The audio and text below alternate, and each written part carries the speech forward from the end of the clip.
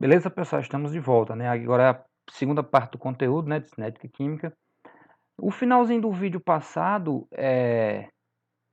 ele cortou, né? Mas eu ia falar o seguinte, que eu ia dividir essa aula em quatro, né? 4 vídeos, para não ficar muito longos. Aquele já ficou longo, 30 minutos. Dividir em 4 partes. Então aqui a gente vai para a segunda parte agora, tá? É só isso. Ele cortou no final do vídeo, quando eu ia falar, que eu ia dividir essa aula em 4 vídeos, né? Ia parar aquele por ali e o próximo a gente voltava com a segunda parte aqui.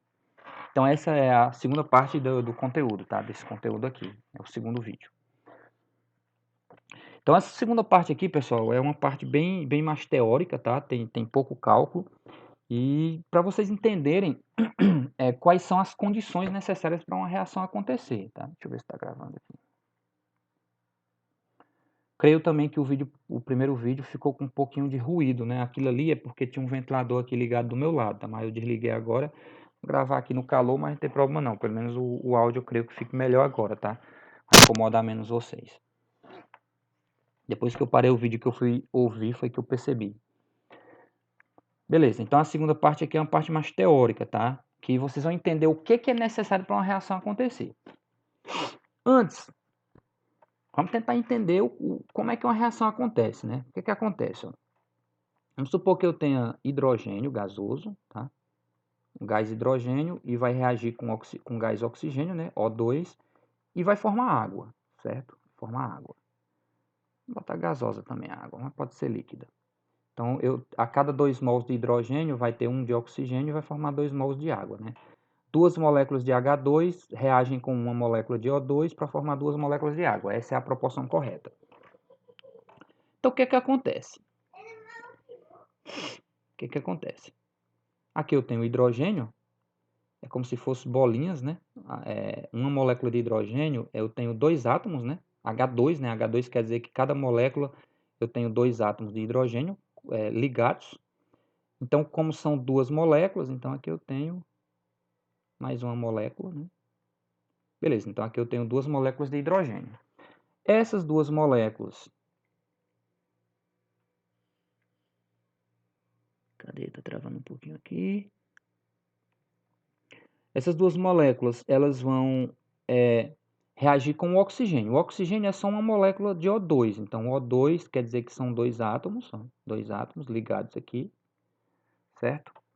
E aí, no final das contas, essas moléculas vão reagir e vão formar 2 moléculas de água. E como é que são essas moléculas de água? Vou colocar azul agora. Moléculas de água, eu vou ter ó, H2O. O que quer dizer H2O? Que são um oxigênio ligado a 2 hidrogênios, tá? 2 hidrogênios ligados em um oxigênio. Então, eu vou ter um oxigênio aqui, ó. Aí aqui eu vou ter outro oxigênio, ó. E cada oxigênio desse vai estar ligado a 2 hidrogênios. Eu pego aqui, por exemplo, eu pego esses 2 hidrogênios aqui e ligo eles ao oxigênio, ó. Aí eles ficam assim. Aí esses outros 2 hidrogênios aqui, eles vão se ligar aqui, ó. Então, eu tenho 2 moléculas de água aí, ó. É assim que forma a água. Vocês perceberam o seguinte. Eu precisei quebrar essas ligações, ó. Não foi eu precisei quebrar essas ligações aqui. Esses hidrogênios, eles tiveram que se separar. Para quê? Para se ligar ao oxigênio. Né? Se ligar ao oxigênio. Então, uma reação química não é nada mais do que isso. Reações são quebradas aqui nos reagentes. Ó, eu tive que quebrar também essa ligação aqui, ó. Eu tive que separar esses dois, né? Porque eles ficaram separados, ó. Vocês percebam que eles estão separados. Tive que separar os hidrogênios e os oxigênios. Então, eu tive que quebrar essas ligações químicas, né? Então, existem ligações químicas entre eles que eu tive que quebrar. Então, nos reagentes, a reação ela começa com isso, ela começa com a quebra das ligações. Então, aqui desse lado, eu vou quebrar ligações, né? Quebra de ligações. E desse lado aqui eu vou ter formação de ligações. Então, uma reação química, pessoal, resumindo é isso. Eu vou quebrar ligações para formar novas ligações. Ó. Então, o hidrogênio estava ligado ao outro e o oxigênio ligado ao outro. Aí quebrou as ligações entre eles e agora o hidrogênio que estava ligado a outro hidrogênio está ligado ao oxigênio. Então, eu quebrei ligações de hidrogênio com hidrogênio e formei ligações de hidrogênio com oxigênio. Tá? E isso formou uma nova substância, que é a água, né? Isso aqui é a molécula de água. Ó. Isso aqui é uma molécula de água, aqui é outra molécula de água. Então, aqui eu tenho duas moléculas de água. Aqui eu tinha uma molécula de H2, né, que é o hidrogênio gasoso. Aqui eu tinha outra de H2, então eu tinha duas moléculas de H2. Esse coeficiente, ele conta a quantidade de moléculas, tá? Tinha duas. E de oxigênio eu tinha uma só, né? Só uma. E aí eu quebrei essas moléculas para formar novas moléculas. Isso é uma reação química, tá? É isso que acontece. Mas essa quebra, pessoal, para ela acontecer, tem condições, né? Porque assim, você sabe que essas moléculas, quando elas estão na natureza, elas estão lá, elas ficam se movimentando, né? Ficam se movimentando, elas ficam se movimentando em altas velocidades, tá? Por exemplo, no estado gasoso, as moléculas elas ficam andando em uma velocidade muito alta. E naturalmente elas se chocam umas contra as outras, né? Quando você mistura elas, coloca elas juntas no mesmo recipiente, né? Eu tenho aqui um recipiente, ó. Aí eu coloco aqui moléculas de oxigênio e moléculas de hidrogênio aqui, H2 e O2. Eu coloco aqui junto, ó. O2, H2. Essas moléculas elas vão começar a se movimentar em alta velocidade, né? Elas já estão juntas no mesmo recipiente, elas vão começar a se chocar, né? Vão começar a se chocar. Nesse choque é que vai acontecer essas quebras, tá? Então, quando elas se chocam, começa a acontecer a quebra das ligações, eles se separam, só que quando eles se separam, existe uma tendência, eles não podem ficar sem fazer ligações, tá? Eles sempre, os elementos químicos, eles sempre procuram ficar ligados. Por quê? Porque quando eles estão ligados, eles ficam mais estáveis. Então, quando uma ligação se quebra devido ao choque, devido à força do choque, eles se separam, né? É tipo como esse oxigênio aqui, um vai para um lado, outro vai para outro. Aí é como se eles ficassem completos, tá? Eles ficassem estáveis. Logo eles procuram outra molécula para se ligar. E aí o que acontece? Esse oxigênio aqui, ele pode encontrar outro oxigênio e se ligar novamente, ou ele pode encontrar um hidrogênio e se ligar. Aí ele vai formar água, tá? Então na prática é isso que acontece. Eu coloco as moléculas, eu misturo as substâncias, coloco elas juntas lá, elas vão se chocar, quebra ligações e forma novas. Isso é uma reação química. Beleza? Isso é uma reação química. Só que é o seguinte, é só se chocar que as ligações vão quebrar e formar novas? Não, não é bem assim. Existem condições para isso acontecer. Então, quais são essas condições? Primeiro, condições fundamentais. Né? Condições fundamentais, mas não suficientes. Ou seja, essas condições aqui têm que existir, mas elas sozinhas não são suficientes para acontecer a reação química. Então, quais são as condições fundamentais, mas que não são suficientes só elas mesmas? Afinidade química. Ou seja, o que é afinidade química, pessoal? Um elemento ele tem que ter afinidade com o outro. Por exemplo, não adianta eu colocar hidrogênio e oxigênio juntos numa reação química, né, num recipiente, coloca eles para reagir, se eles não têm afinidade. Eles podem se chocar, as ligações vão se quebrar, mas não vai formar novas ligações. Provavelmente vão se quebrar e formar as mesmas novamente. Ou seja, não vai formar água. Então, essa reação aqui só acontece por quê? Porque existe afinidade entre o hidrogênio e o oxigênio. Existe naturalmente, eles têm afinidade para formar ligações. Tá? Então, se o elemento ele não tiver afinidade para reagir, não reage, não adianta, não reage. Só reage se tiver afinidade. Tá? Então, os elementos químicos eles têm essa propriedade da afinidade para reagir com o outro. Então, essa reação aqui, essa condição aqui é fundamental. Então, essa primeira condição tem que acontecer, tem que ter afinidade. Como eu estou dizendo, não basta ter só afinidade, mas ela tem que existir. Não existiu afinidade, tchau reação, não acontece reação nenhuma. A segunda condição é bem óbvia, tá? Bem óbvia, tem que ter contato entre os reagentes. Ou seja, eu tenho que colocar eles juntos em algum recipiente. Se eles não se misturarem, se ficar... Eu pego aqui um recipiente, coloco o oxigênio e pego o outro, coloco hidrogênio, separado. Como é que eles vão se ligar, pelo amor de Deus? Não tem como. tá? Eles têm que se juntar, tem que estar junto, tem que ter contato entre eles. Para quê? Para que eles possam se chocar e as moléculas se quebrarem e formarem novas, tá? Então eu tenho que misturar os reagentes, né? Isso é a segunda condição fundamental.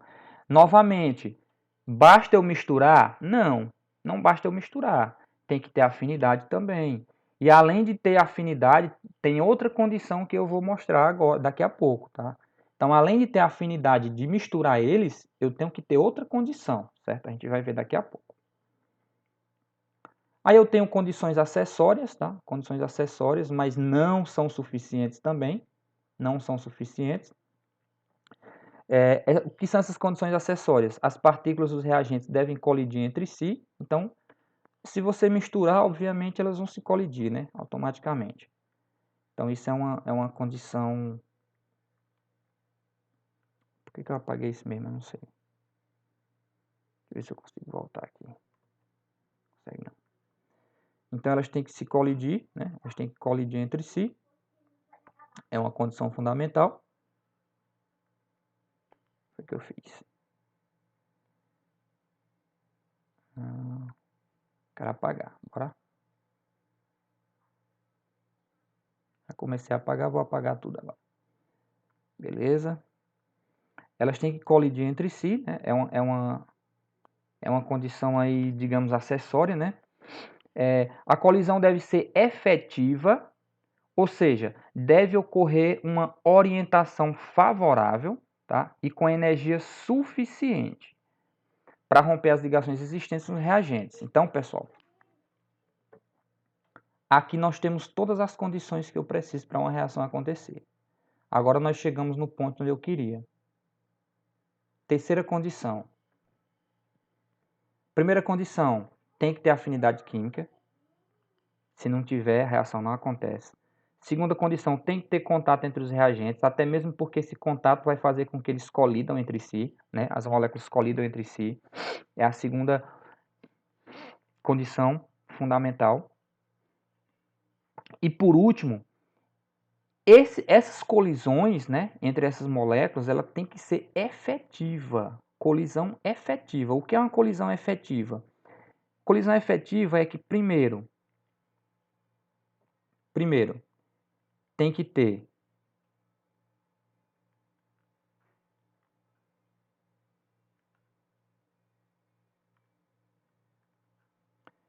ter orientação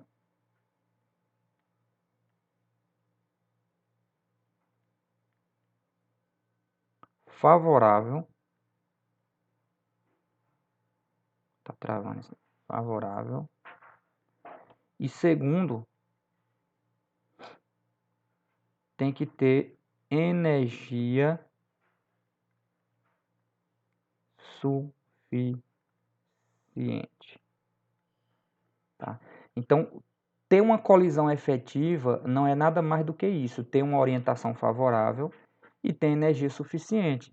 Então, esse choque entre as moléculas, para haver essa quebra que eu falei lá no início, esse choque ele tem que ser de uma forma que seja favorável para acontecer a quebra, tá? Tem que ser de uma forma correta.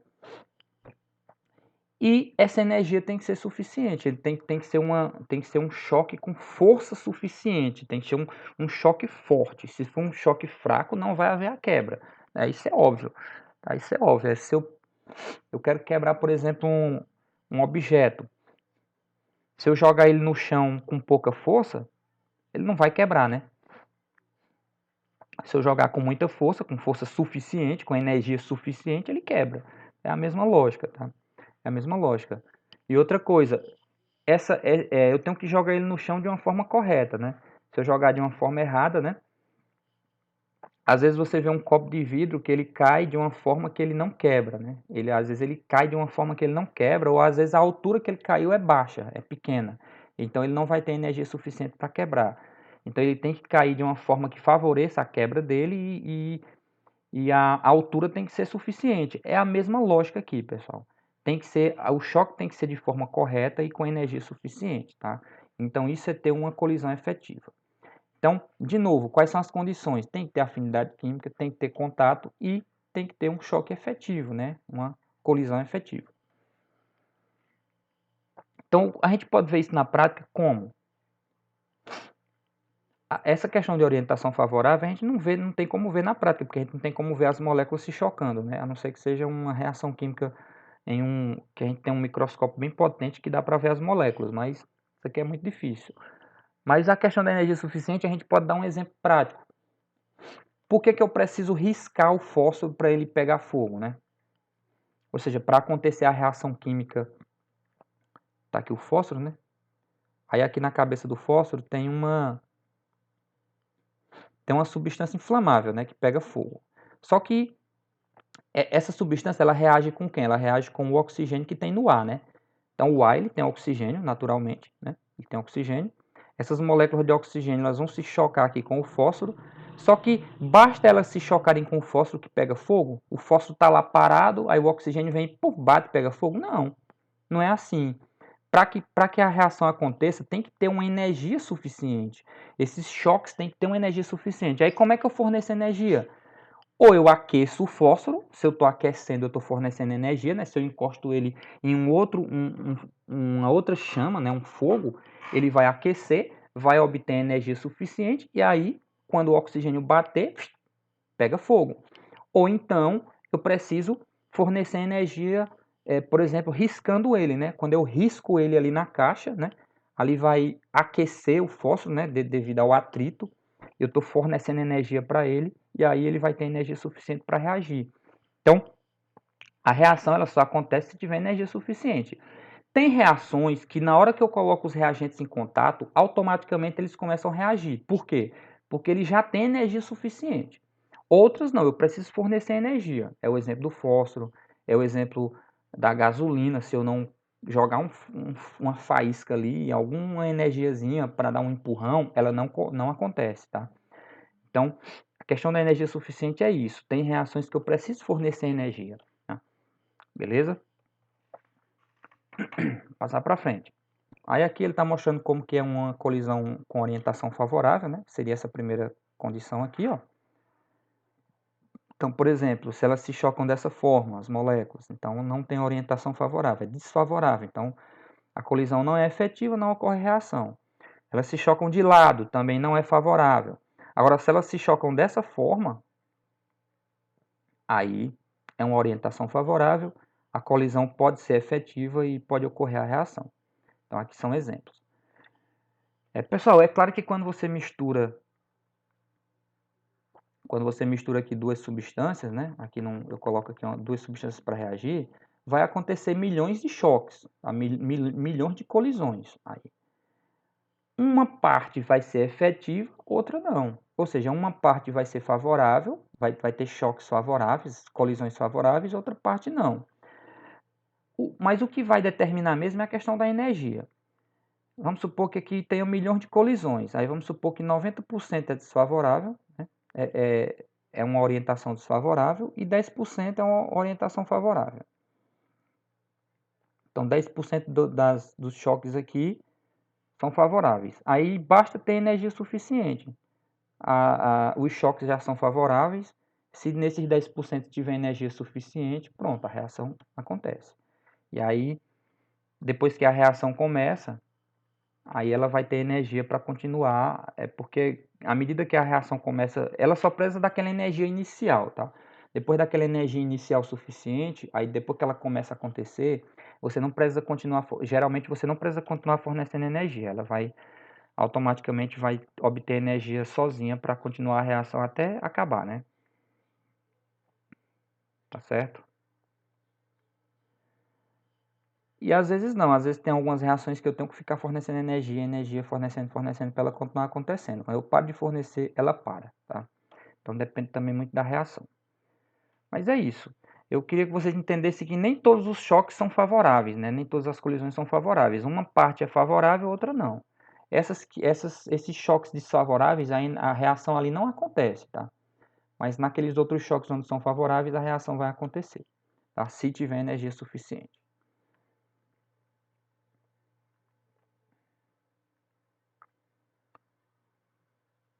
Mas o que eu quero que vocês gravem é isso, pessoal. Precisa de 3 condições. Primeiro, tem que ter afinidade. Segundo, tem que ter contato entre os reagentes para que ocorram as colisões. E terceiro, essas colisões têm que ser efetivas, tá bom? E aí é onde entra agora mais alguns termos que vocês têm que lembrar, né? Que é o seguinte.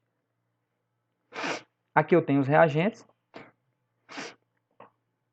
À medida que na medida que aquelas três condições são satisfeitas, ou seja, tem afinidade química, eu misturei os reagentes, aconteceu colisões, as colisões são efetivas e tem energia suficiente. Quando isso acontece, as ligações aqui elas vão ser quebradas, tá? Elas vão ser quebradas. E aí eu vou para o próximo estágio, que eu vou formar esse complexo ativado. Nesse complexo ativado, todas as ligações estão se quebrando, tá? Estão se quebrando, é um ponto intermediário. Nesse complexo ativado aqui, eu tenho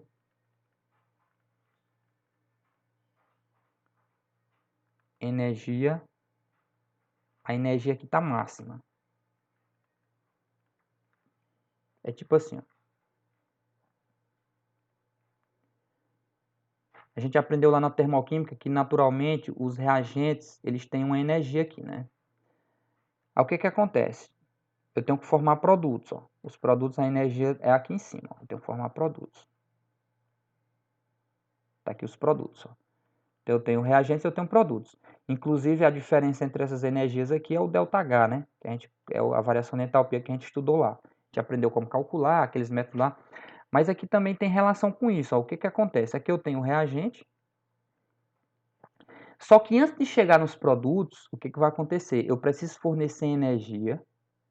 Aí ele vai atingir uma energia, um pico de energia lá em cima. E depois vai voltar e formar o produto, ó. Então, antes de chegar no produto, não é reto, eu não vou reto para cá. Tá reagente, virou produto. Não, primeiro eu tenho esse caminhozinho. Lá na termoquímica a gente não estudou isso, mas aqui agora a gente vai estudar. Primeiro vai formar uma energia, tá? Vai formar aqui vai chegar no pico aqui. Nesse pico de energia é onde eu tenho o quê? O complexo ativado. Chegou no pico aqui, formou o complexo ativado, aí as ligações novas ligações vão começar a ser feitas, que são os produtos. Aí vai formar os produtos aqui, ó. E aí ele vai estabilizar e vai chegar na energia que eu preciso ter aqui no produto, tá bom? Então sempre vai acontecer isso. E aí o que vocês têm que saber?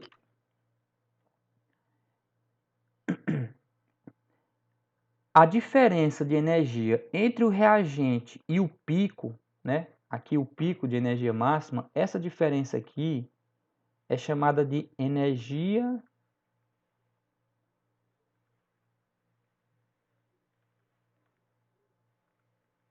de ativação. O que é energia de ativação? Energia de ativação é aquela energia que eu tenho que fornecer para o sistema para ele reagir. Então, eu tenho aqui os reagentes, eles estão com a energia aqui embaixo. Ó. Eu tenho que fornecer energia para chegar lá em cima, para a energia chegar nesse pico aqui, para a reação acontecer, para formar o complexo ativado e a reação acontecer. Então, essa energia que eu preciso acrescentar aqui, ó, para chegar aqui em cima, é a energia de ativação. Tá certo? A energia de ativação. Então, se eu quiser saber a energia de ativação, é só eu diminuir essa energia máxima menos a energia dos reagentes. Tá? E se eu diminuir a energia do produto pela do reagente aqui, eu tenho o famoso ΔH, né? Que é a variação de entalpia aqui.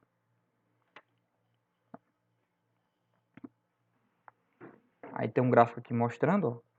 No caso aqui eu tenho o reagente, ó, eu forneci energia para chegar aqui no topo. Essa diferença daqui para chegar no topo aqui, ó, essa diferença aqui é a energia de ativação, tá? Energia de ativação. E a diferença daqui do produto para o reagente, né, que o reagente está aqui embaixo, o reagente, é o ΔH. Tá? Então, nesse caso aqui é uma reação exotérmica, né, porque o produto tem menos energia do que tinha no reagente. Só que antes de formar o produto, eu tenho que ir lá em cima para formar o complexo ativado, certo? Então, a reação exotérmica. Aqui já é uma reação endotérmica, que o produto tem mais do que o reagente. Só que antes de formar o produto, eu preciso ir lá em cima, formar o complexo ativado, e essa energia que eu tive que fornecer para chegar lá em cima é a energia de ativação. E a diferença daqui para cá, né, essa diferença aqui é o ΔH, né, é a variação de entalpia. Então você tem que entender esses termos aí, esses valores, porque tem questões que vai ter valores, né? Ele vai colocar aqui uma reação assim, aí ele vai colocar aqui, ó, que é 30, que é 10, e aqui é 50. Aí ele vai perguntar, quanto é o ΔH?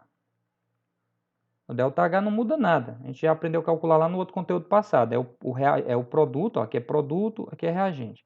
Produto menos reagente, produto é 10, reagente aqui é 30, então isso aqui dá menos 20. Eu não estou colocando unidade não, só para vocês entenderem. Então, menos 20 é uma reação isotérmica, né? Porque deu negativo, é o ΔH. Aí ele vai perguntar, qual é a energia de ativação? Energia de ativação é a diferença do pico para o reagente. Então, é 50 menos 30. 50 menos 30. Vai dar o quê? Vai dar 20. Certo? Ele vai perguntar, qual é a energia máxima? A energia máxima é aqui, ó, 50, tá? Ou então ele vai perguntar qual é a energia do complexo ativado? 50. É a mesma coisa da energia máxima, certo? Então você tem que estar ligado para esses valorzinhos que você pode pegar no gráfico aí, porque vai ter questões cobrando isso aí, tá bom? A gente tem aqui algumas questõezinhas, ó. A velocidade em que as reações químicas podem processar-se varia muito, já que existem fatores que interferem na ocorrência e na velocidade das reações. Baseando-se nesses fatores, analise as proposições abaixo e marque a alternativa falsa. Então ele quer que marque a alternativa incorreta. Letra A. A velocidade de uma reação pode ser determinada pela relação entre a velocidade de consumo de um reagente e a unidade de tempo. Pode, né? Pode. Se eu pegar a velocidade de consumo de um reagente e dividir pelo tempo, eu tenho a velocidade de uma reação, né? É esse o conceito. É necessário haver colisão entre as partículas para que uma reação ocorra, com certeza. Isso aqui também é verdadeira. Isso aqui é verdadeiro, isso aqui é verdadeiro. Energia de ativação é um fator que influencia a velocidade da reação. Sim, sim, sim. Eu esqueci de falar isso aqui, mas isso aqui você tem que... Isso aqui é importante, tá? Ó, esquecendo. Isso aqui é importantíssimo. Lembra isso aqui. Lembra disso aqui. Não pode esquecer isso aqui de jeito nenhum.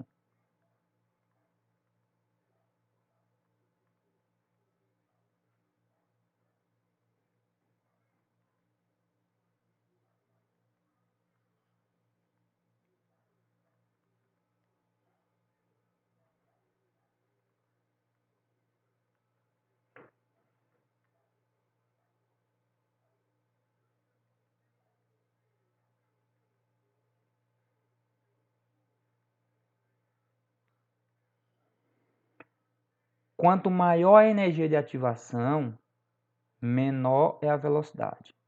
E vice-versa. Se a energia de ativação for menor, a velocidade é maior. Se a energia de ativação for maior, a velocidade é menor. Eles são inversos. Por quê? Uma energia de ativação maior, isso quer dizer que eu tenho que fornecer mais energia para o sistema. Então, se eu tenho que fornecer mais energia, a reação vai dar mais trabalho para acontecer e ela vai ser mais lenta.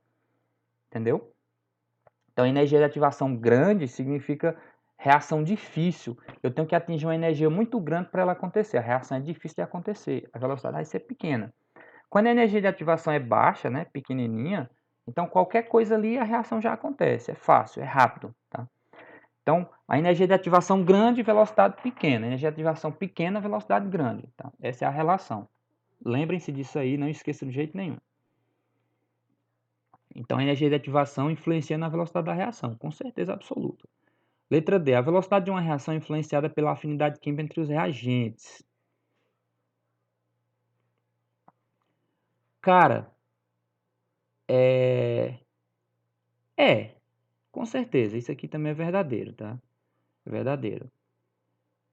Eu creio que a gente vai ser a letra A falsa, mas vamos voltar aqui, ó. A velocidade de uma reação não é influenciada pelo contato entre os reagentes. Não, não, não. É a E. A E é falsa. Tá? A E é falsa. A gente viu que a velocidade é influenciada pelo contato, tá? Ela é influenciada pelo contato. Então, essa E aqui é a falsa.